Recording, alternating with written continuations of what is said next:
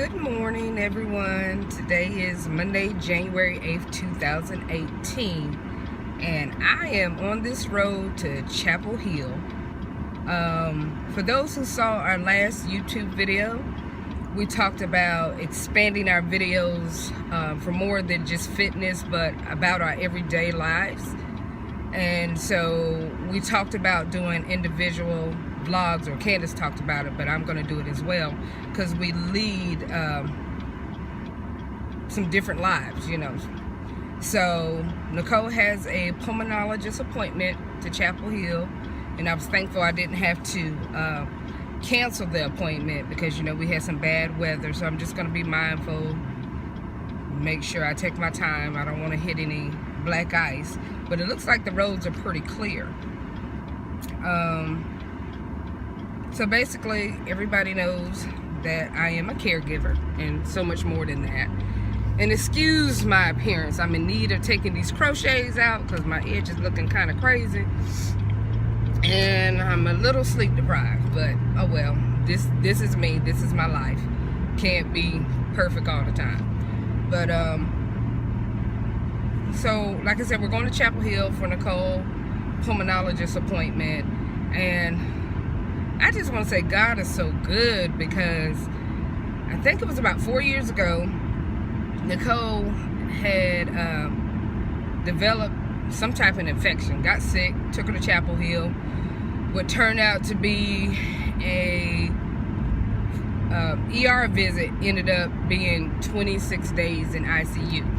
So guess who slept in a recliner for 26 days? This chick right here. I never leave Nicole alone. I don't care if she's getting the best care. Because Nicole is nonverbal, I am her voice piece or her mouthpiece for her.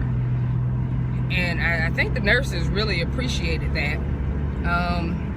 Nicole had developed hardening of the lungs. I don't know the exact medical term for it, but Nicole wasn't supposed to live past 3 months.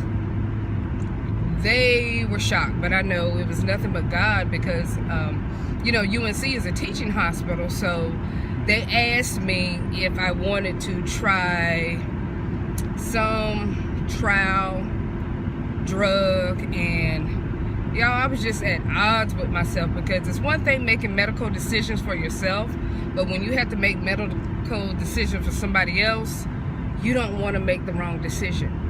And so I was back and forth, and finally I just asked her doctor, amazing doctor, and I hate that I can't remember his name because she sees so many doctors. It's not her regular doctor. He said, you know what, let me continue to do what I need to do, you know, because everything they were doing wasn't working. The antibiotics, they were not working. She kept developing fluid on her lungs, and so I trusted him, and I'm telling you, he did what he said he was gonna do. And it was so funny because the leading doctor in the trial drug, whatever, came in with the interns, and she was like, I don't understand. How did she get better? I said, you don't know the God that I serve. So Nicole was supposed to be on oxygen 24/7, 7 days a week. And she was already, you know, sleeping with oxygen at night. And she was so fragile, they actually had to bring her home in an ambulance that was some type of special ambulance for people who have problems with their lungs or something. And I just knew, I'm like, ugh, this is gonna be my life. Dragging a oxygen tank around 24/7. I said, the devil is a lie. We're gonna work these lungs. I'm telling you, Nicole did physical therapy. We worked with her. And guess who's sitting in the back seat right now? No oxygen.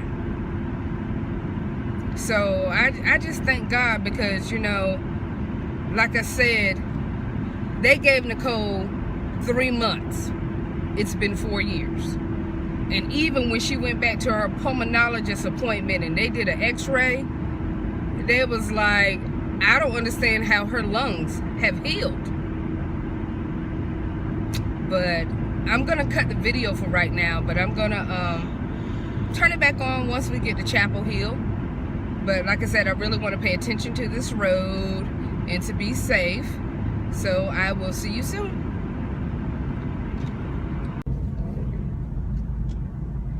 Okay, so I'm a little agitated. Made it to Chapel Hill. And normally, if Nicole has one appointment, I park in the parking deck instead of doing valet parking. But I figure since we were running a little bit late, I'll go ahead and do valet parking, which is $12. Get into the clinic, and they told me they changed her to a new location off campus. And they changed her doctor. Who's extremely pissed right now? This chick, you know, somebody could have notified me. So then I get up from the registration. There's dry blood. And I missed my turn. Alrighty. Okay, just sitting here patiently waiting to meet Nicole's new doctor. Say hello, Nicole. Say hi. Nicole's not too happy. She has to get a flu shot. So I'm just trying to give her a pep talk and let's pray this goes well. Nicole does not like change, and neither do I. All right, everybody. Nicole and I were about to hit this road back to Fayetteville from Chapel Hill. And a little over an hour ago, I was really upset, really pissed because they transitioned Nicole from pediatrics. She is 29 to the adult clinic. You know, they tried it one time before, it didn't work well. Nicole was just used to going into the peds clinic where they have all the cartoons and the different characters, and when we walked in this clinic, everybody had to be in their 60s and 70s, and it was a nice clinic, but Nicole wasn't feeling it. But I'm so happy. I absolutely love her new doctor. And it just kind of reminds me of Grey's Anatomy, because they have what they call teaching fellows. You know, UNC is a teaching hospital, so you're going to go through some doctors. You know, since I've been a caregiver for 11 years, this is her 4th pulmonologist. So when I was talking to the new doctor, she was telling me that her doctor actually graduated and no longer doing clinic appointments. She's only doing research. So, I mean, the doctor was very thorough, asked questions. We looked at her, you know, medical records. So I was pleased, but I was very concerned. And then they said she had to get a flu shot. I was like, oh my goodness, but it went well. Nicole was kind of mad, but it went really well. And then I was laughing because there's always this super nurse or super doctor. I can do it all. I can do it all. You know, when they first meet Nicole. And I was telling the nurse who had to get the sputum culture that, Nicole, when you put that saline bullet in that trach, be ready to catch it. And she said, well, you know, all our suction catheters are too big for her trach. So I said, well, have whatever you need by that trach. Did she listen? She got snot all on her leg. And so we laughed about it. And so she had to go back and get a new culture that wasn't contaminated.